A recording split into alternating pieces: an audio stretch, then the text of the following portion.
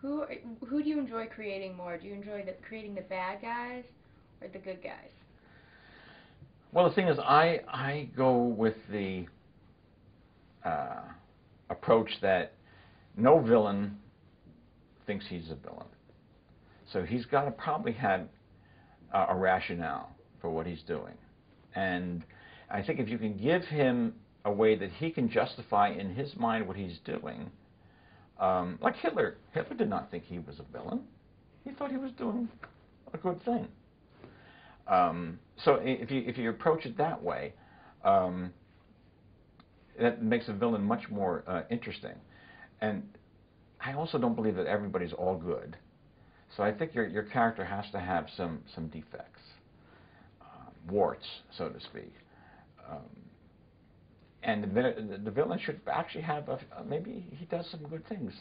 You know, maybe he loves his mother. You know, or he helps old ladies across the street.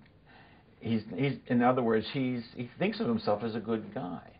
And in The Tomb, the first Repayment Jack novel, I actually had Kusum, who was the villain, and Jack. I made them sort of flip sides of the same coin. They both have a sense of honor. They have a code of behavior, and they stick to it. But Kusum's code has taken him in a path that runs him right up against Jack's code. So the two guys they might have been friends if they hadn't had this clash. They actually understand each other and respect each other. And so, but the thing is, one of them has to go. And so that to me was really the most interesting part of The Tomb when I was creating Jack. And I've tried to keep the villains, to some extent, have them at least have one good side to them. And like Fu Manchu is probably one of the most famous arch villains of fiction, and but he had a certain code, and basically his code was he was an honorable man. He would do the most dastardly things to further his ends, which were basically he wanted to get foreigners out of China. China was pretty much overrun with British and whatever, and he wanted to. So in a sense, he had a nationalism to him, and so that was his cause. And in his head, anything I do to bring China back to the Chinese is a good thing. And so on the other side, the people he's doing this to do not think it's such a good thing, obviously. So, but the thing was, if he said, all right, you can go, you could turn your back and walk out, because he gave his word, and he would stick to it. And that always has impressed me.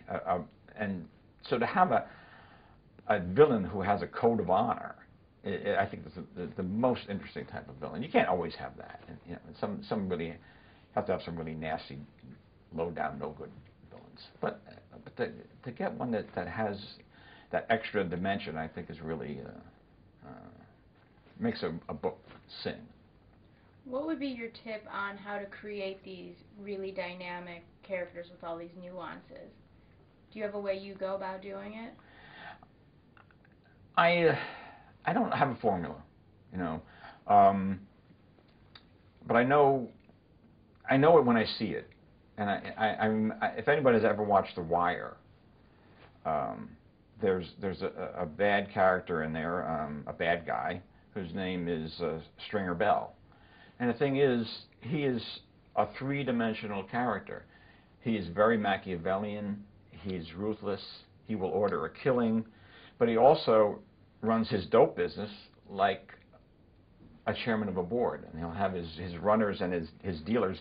They have to sit in a room. They have to follow Robert's Rules of Order. They have to be recognized before they can speak. And it just makes him a full-blooded character. And you have to... I think if there is a formula, it's that you take an admirable person and what are his admirable characteristics, and then make him a villain. And so that he's using all those admirable type of things, his organizational skills and all that kind of stuff, to do something evil. So therefore, you start off with actually a good character and make him a villain. I think that you get a fuller villain rather than taking a villain and then trying to make him have good aspects.